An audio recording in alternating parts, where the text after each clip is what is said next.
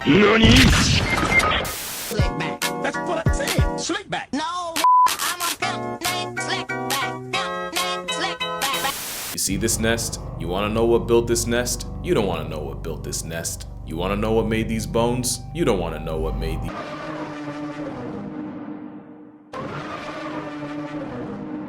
This bird's a buckbeak coated me to my mental stability. The harpy eagle is a homicidal hippogriff with the jungle census on its hit list. And a big reason is harpies having the largest claws of any bird. Not only do they have vice grip talons that could comfortably dap up a grizzly bear's paws, they say getting gripped by them is like getting caught in a Rottweiler's jaws. They're the national bird of Panama, but you finna be pantomiming once this Jurassic reject takes your breath.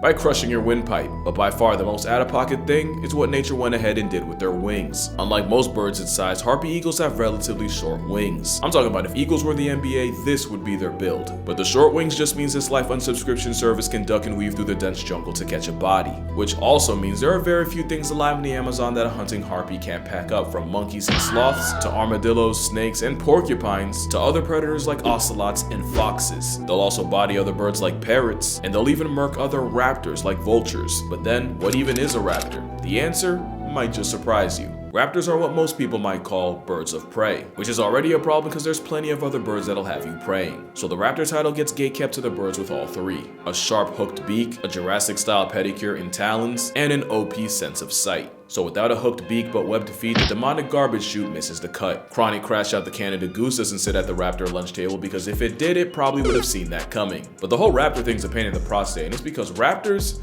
they're basically cats that can fly. You remember the cat video I made and how insanely convoluted the names got? Like how a black panther isn't actually an animal, a cat called a panther isn't actually a panther, a snow leopard is genetically closer to a tiger, and how a cougar pushing 220 ain't a big cat but a cat barely a $110 is. Raptors are low-key the same, where the name raptor doesn't describe a family reunion, but like Black Panther, raptor is more like a description. But I'm gonna get to that. Now, the other problem with raptors is that nature basically bamboozled them. Of course, the ability to fly is broken, but it comes with hollow bones. Now, hollow bones aren't to keep the bird light enough for flight. It's more that pneumatic bones are filled with air and so give extra oxygen to fuel their flight. But it also means a broken bone is a career-ending injury for an avian, and as hunters, they run the risk of getting folded by their own prey. The compromise is, raptors have some of the most heinously creative ways of confiscating consciousness, revoking your existence. Whatever you want to call it, the bird of prey hunting strat is straight out of the pages of a mob boss's torture diary. And we can start with the secretary bird, aka Jurassic Park in yoga pants, named after the fact that, like a secretary, they'll connect you to the big boss upstairs if you give them the chance. They cancel prey by kicking them in the head until they flatline or just lie flat, and their usual targets are snakes. The combo of delivering multiple kicks in a time it takes to blink, and how disrespectfully accurate they are, all adds up to a 6-piece serpent assault where they spam a river dance on a snake's skull until it caves in, leaving the snake out of order like a reptile dysfunction. You gotta hand it to them, that's pretty metal. Actually, you should do the opposite, since the Kung Fu crane can apparently shatter the bones in a human hand. And it's not just snakes, secretaries will go after things like cheetah cubs and baby gazelle. I think now is a good time to mention they can be an honest 4 feet tall, with a thigh gap no less. As you can see, they're liable to violate snakes and beauty standards, all while being one of the few birds with 2 pairs of wings, no Red Bull. This high-stepping battery charges with all the smoke, literally, because they'll gather around brush fires just for the opportunity to murk any small animal running for its life. Don't let the pretty privilege distract you. It's an African assassin chicken in thigh boots dressed like a recently divorced mother of 3. And they're not the only ones, because I'll be honest, I low-key forgot this bird existed. This is a Seriama. It's basically a Latin secretary bird, but the real family tree flex is they're the only living relatives of terror birds. Yes, those terror birds. They might be less vertically gifted at less than 2 feet tall, but instead of kicking, Seriamas rather body slam their prey to death. The dinosaur time forgot will grab prey and slam them into the ground or against a rock repeatedly. They'll spam suplex as many times as it takes for the bones to break. And if you're too big for all that, they'll use the same sickle claw their prehistoric cousins used to hold down prey and disembowel it alive. So if you get targeted by a Seriama, you'll either get the Hulk to Loki treatment, except from a travel-sized terror turkey, eviscerated and violated while pinned by a weaponized toenail, or just swallowed clean like a vorophile's wet dream. So far, we have a curb-stomping aggro bird and a mob boss build and terror bird final form. And we're just getting started. This is a kite, and before you ask, this was named after the bird, not the other way around. The kite is like the forgotten little brother of eagles and hawks, and like a kite, they catch bodies by hovering above the ground and waiting for movement so they can swoop down and snatch it. I believe kiting is the expression. They're pretty cool. They grief many of the insects that make life slightly less worth living. The 17-year cicada parade is basically their Super Bowl. Like the secretary bird, they too will gather around grass fires, and any animal trying to run from the smoke gets ironically cooked. But Australian black kites take it a step felony by carrying burning twigs twigs and dropping them on patches of grass. An active avian arson that got them another name, Firehawks. Apparently this is nothing new, with records of them stealing brands from indigenous cooking fires and dropping them half a mile away. There have even been scientific records of them dropping bread into water to bait small fish, and if it wasn't for this clip, I probably wouldn't believe it. You'd think an aerial arsonist airdropping Inferno in a country that has up to 60,000 wildfires a year would immediately get blacklisted. But no, black kites are protected because once again, of course a felon with wings is above the law. They're also banned in Boston, but only because we all know Boston can't stand the heat. Now I have a whole video on owls, so I'm not going to talk too much about them. But this is the start of what I was talking about, because you'd normally expect a raptor to be related to other raptors. Instead, the owl's closest relative looks like a Muppet flashlight. Flashlight. What does that? Oh, I can't say that.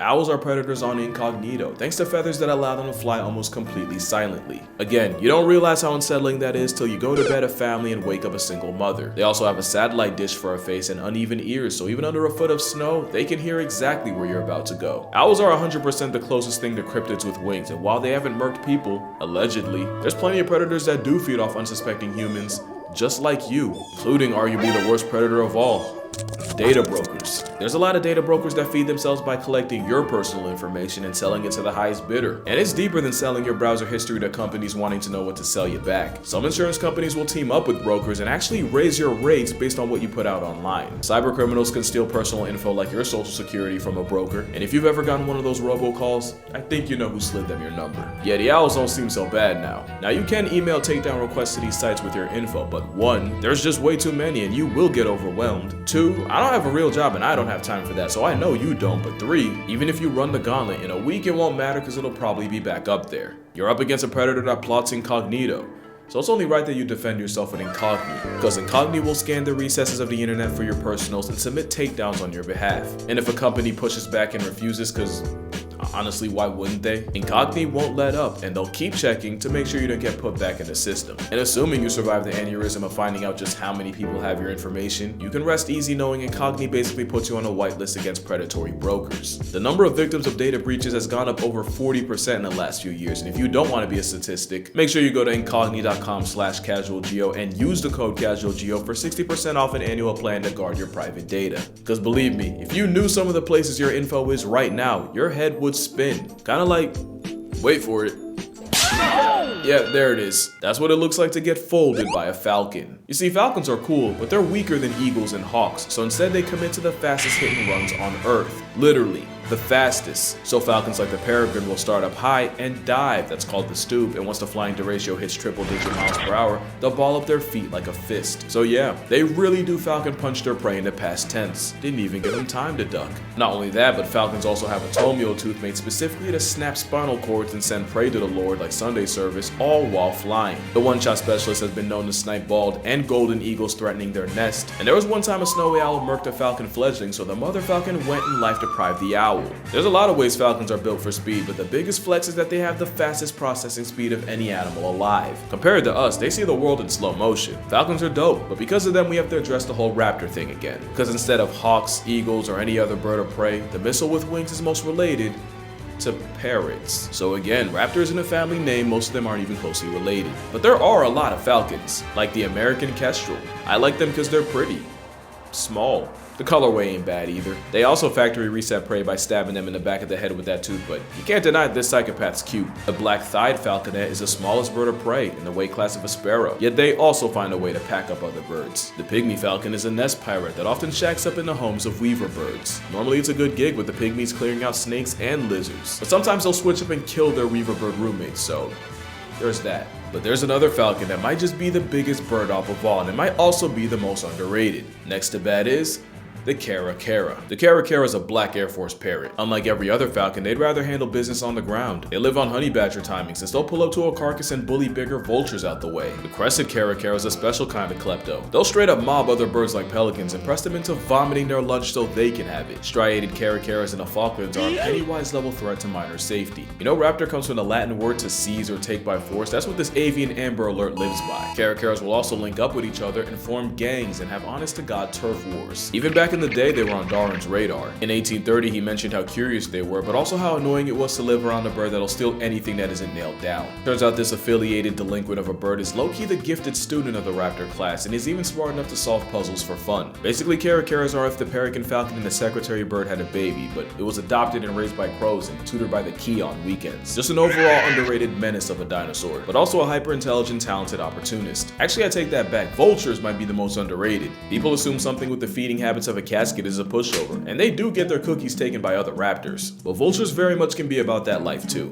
especially since black vultures often won't wait for an animal to expire. They'll put weak, sick, or young animals on a shirt. Some farmers know all too well. Sometimes they'll wait for a cow to give birth just to jump the newborn and return the sender. Sometimes they won't even wait and they'll move on a cow in labor and act like the world's most malicious midwives. Getting violated by vultures means eyes gouged out, tongue torn off, and they'll even break through the back door. Basically the booty warrior of birds, but unlike boondocks, this one's protected by law. From a surgical psychopath to a scavenger. Yet a bearded vulture eats almost nothing but bones, and they've even been known to swallow ones nearly a foot long. But once in a while they'll go after the living, sometimes in the form of airdropping a tortoise hundreds of feet to feed on the insides like a piñata. You know, mountain climbers were so spiritually disturbed by the beardy, they called it the bird of Satan. To be fair, they have a sclera ring around their eyes that fills with blood when stressed and makes their eyes turn bloodshot when running a fade. The Grim Reaper's working with a whole showering gun activated. I don't blame him, that is demonic character design. Also, a bearded vulture allegedly murked a man with a turtle shell to the head like Mario Kart, which sounds fake, but keep in mind, there's a woman walking around with scars from breaking a porcupine's fall. RNG can be a real ad. All that, and you still can't show me a bird with the harpy eagle's aura. We already mentioned that life-canceling claws that could probably crush your skull, which is why harpy eagles have a prey list of over 116 species. And that includes putting other raptors like seriamas and vultures on shirts. Don't think for one second nature came out with this and stopped there. The African crowned eagle is basically the harpy of the motherland. Same survival-revoking claws, and same short wings to make it a menace to monkey kind. And they're the only raptor to allegedly see people as prey, with reports of human child remains in nests and the infamous tongue child believed to have been packed up by an African crown. Honestly, any continent outside of Penguin Land has at least one of these eagles. Australian wedgetails go after kangaroos and dingoes, and their territory went up to fade a $1,000 drone on site. There was one time a wedgie fought a helicopter and won, past tensing a pilot in the process. RIP. The North American golden eagle has a hit list of prey in the 400s. But really their claim to fame is how they'll give goats a first-class flight to the gulag with no return trip. I'm sorry, this is so disrespectful. Look at this animation. He gave him an NPC death, gave him nothing but time to reflect. There's the Philippine eagle, which honestly mogs the out of everyone for no reason. But there might not be a bigger flex than the stellar sea eagle. You know, if this wasn't on camera, nobody'd ever believe you. It's one of the heaviest eagles on Earth with an 8-foot wingspan. It's an oppressive force in Featherface that's apparently been seen carting off seals. Clearly the meteor told him to take a sick day, cause dog, you're not telling me that's not a dinosaur. And low-key, they might go the same way. For all the harpy hate I was talking, there's no recorded case of a harpy eagle killing or even attacking a human. In fact, it's them not being afraid of humans that can get them put on a shirt by poachers. Add habitat destruction, and if raptors like them aren't endangered, they're at least in danger of being endangered. Which is why you got places like the Raptor Trust in Millington, New Jersey, looking after all kinds of birds from Ollie the kestrel to Virgil the turkey vulture. They got couples too, like Mariah and Thor the golden eagles. They're mad cute together. And of course, a symbol of America, Colonel and Uno. Uno because of the whole one wing thing. And even though they're technically not raptors, I even met Ray the Raven. You know what's crazy? He's in a cage, and he's in a relationship with another wild raven. Like, he'll even sneak food between the bars of his cage for her. You know what's crazier? His girl has a whole nother family in the wild. I usually don't rock with homewreckers, but I'm rocking with Ray. But like I said, my favorites were definitely the owls, especially this barred owl named Sunny. I think he liked me. Although the vultures gotta be a close second, since they'll literally walk up and follow you around like a puppy. Oh, this isn't sponsored, by the way. I just had a good time and wanted to shout them out. So if you're ever in the area, the Raptor Trust in Millington, New Jersey, 100% recommended. But that's gonna do it for this video. Drink water, hug your mother, forget that. Shout out to Incogni for sponsoring this video. Shout out to the Pigeon Paralysis Demon for sponsoring Imagination. And I'ma see y'all in the next one.